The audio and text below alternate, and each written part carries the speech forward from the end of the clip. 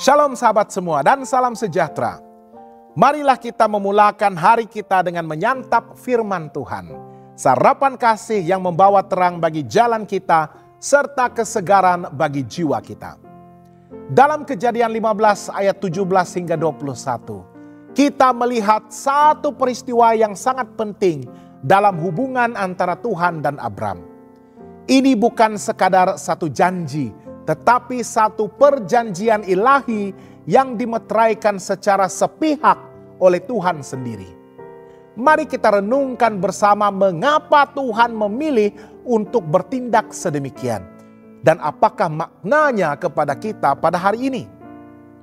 Perjanjian ini dimeteraikan oleh Tuhan sendiri. Ketika matahari telah terbenam dan hari menjadi gelap, maka kelihatanlah suatu perapian yang berasap beserta suluh yang berapi lewat di antara potongan-potongan daging itu. Dalam Kejadian 15 ayat 17. Dalam budaya kuno, kedua-dua pihak dalam perjanjian itu akan berjalan di antara potongan binatang sebagai tanda sumpah bersama. Tetapi dalam peristiwa ini, hanya Tuhan yang berjalan melaluinya dalam bentuk asap dan api. Simbol kehadirannya yang kudus dan berkuasa. Kenapakah Tuhan melakukan ini sendiri? Karena Tuhan tahu bahwa manusia tidak mampu untuk menepati janji dalam kesempurnaan. Tuhan mahu menunjukkan bahwa janji ini bergantung sepenuhnya kepada Dia, bukan kepada kelemahan manusia. Mengapakah Abram tidak terlibat secara langsung? Tuhan tidak membenarkan Abram untuk berjalan di antara potongan binatang itu. Sebaliknya, Abram dibiarkan dalam keadaan tidur nyenyak dan penglihatan ilahi. Ini menegaskan dua perkara penting. Perjanjian ini adalah sepenuhnya hasil inisiatif Tuhan. Dan pemeliharaan dan penggenapan janji ini tidak bergantung kepada usaha Abram, tetapi kepada kesetiaan Tuhan sendiri. Ini menggambarkan kasih karunia yang tidak bergantung kepada kemampuan manusia untuk bertahan, tetapi kepada belas kasihan Tuhan dan kasih setianya.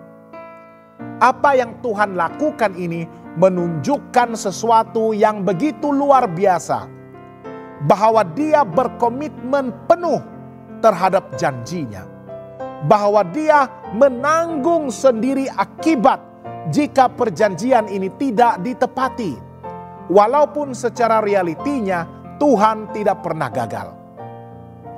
Ini adalah bayangan kepada pengorbanan Yesus, di mana Tuhan sekali lagi menanggung akibat dosa manusia sendiri di atas salib demi menyelamatkan kita.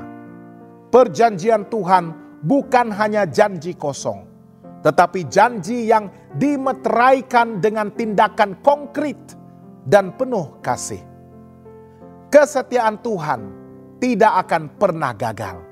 Dalam ayat 18, Tuhan mengulangi, "Kepada keturunanmu lah kuberikan negeri ini." Mulai dari sungai Mesir sampai ke sungai yang besar itu, sungai Efrat. Walaupun Abram belum memiliki anak pun pada ketika itu, Tuhan tetap menyatakan rencana masa depan yang pasti akan digenapi. Ini adalah gambaran kesetiaan Tuhan. Walaupun prosesnya lama dan janji belum kelihatan dalam waktu manusia, Tuhan tetap datang pada waktunya sendiri untuk menggenapi segala rancangannya. Dia tidak pernah terlambat. Dia tidak pernah berdusta.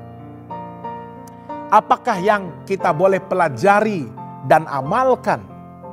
Percayalah pada janji Tuhan, walaupun kita belum melihat hasilnya. Kadangkala kita tidak terlibat secara aktif dalam penggenapan janji Tuhan. Karena tugas kita hanyalah untuk percaya dan taat. Jangan mengukur janji Tuhan dengan kekuatan atau kelemahan kita. Abram tidak mampu menepati apa yang Tuhan rancangkan, tetapi Tuhan mampu melakukannya sendiri. Tuhan selalu setia, walaupun kita tidak setia.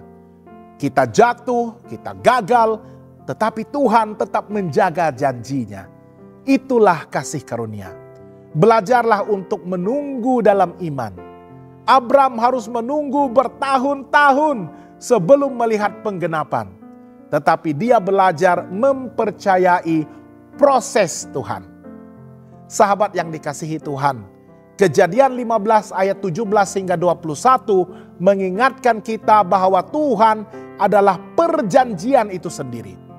Dia yang memulakan, Dia yang memeteraikan, dan Dia yang akan menunaikan segala janjinya.